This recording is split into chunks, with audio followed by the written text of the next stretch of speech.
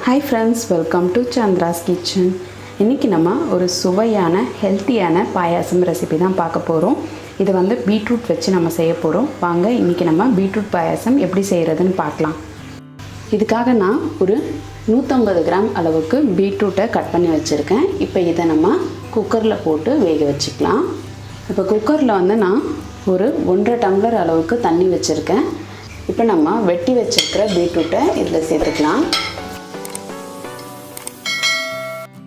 இப்போ நம்ம இந்த பீட்ரூட் கூடவே ஒரு 4 முந்திரி பருப்பை சேர்த்துக்கலாம்.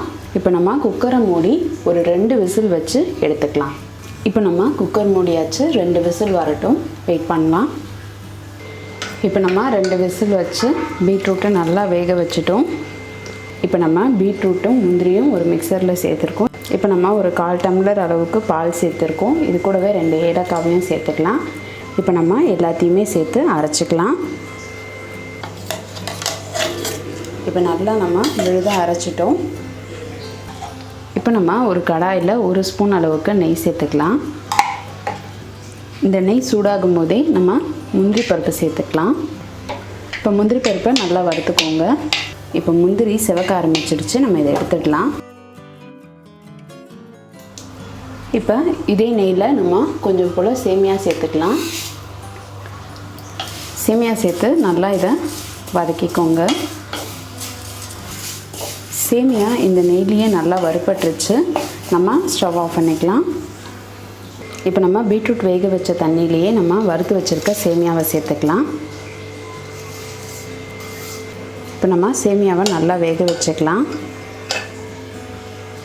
பீட்ரூட் வந்து உடம்புக்கு ரொம்பவே நல்லது. ஏற்கனவே நம்ம பீட்ரூட் வச்சு நிறைய ரெசிபிஸ் பண்ணியிருக்கோம். அந்த ரெசிபீஸோட லிங்க்கை நான் டிஸ்கிரிப்ஷன் பாக்ஸில் கொடுக்குறேன், அதையும் செக் பண்ணிக்கோங்க. இப்போ நம்ம பீட்ரூட் வேக வச்ச தண்ணியிலேயே வந்து நம்ம சேமியாவை வேக வச்சுட்டோம். இப்போ சேமியா வந்து பார்த்திங்கன்னா நல்லா வெந்திருக்கு. இப்போ நம்ம இது கூட சர்க்கரை சேர்த்துக்கலாம். உங்களுக்கு வெல்லம் வேணும்னா வெல்லம் சேர்த்துக்கோங்க. இப்போ நம்ம ஒரு 8 ஸ்பூன் அளவுக்கு சர்க்கரை சேர்த்துருக்கோம். சேர்த்துட்டு நல்லா இதை கலந்துருங்க. இப்போ இதை நல்லா கலந்தாச்சு. அடுத்ததாக நம்ம அரைச்சி வச்சுருக்கிற பீட்ரூட் விழுதை இதோட சேர்த்துக்கலாம். நம்ம ஏலக்காவை வந்து பாலோடு சேர்த்து அரைச்சதுனால நல்லா வாசனையாக இருக்குது. நம்ம சர்க்கரை சேர்த்துருந்தோம் இல்லையா, அது நல்லா முழுசாக கரையிற அளவுக்கு இந்த பீட்ரூட் பாயாசத்தை கலந்து விடுங்க. இப்போ நம்ம வறுத்து வச்சுருக்கிற முந்திரியையும் சேர்த்துடலாம். சேர்த்துட்டு நல்லா கலந்து விட்டுருங்க.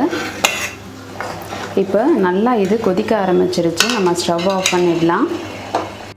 இந்த பீட்ரூட் பாயாசம் ரொம்ப நல்லா டேஸ்ட்டாக இருக்கும், ரொம்ப நல்லா கலர்ஃபுல்லாக இருக்கும்.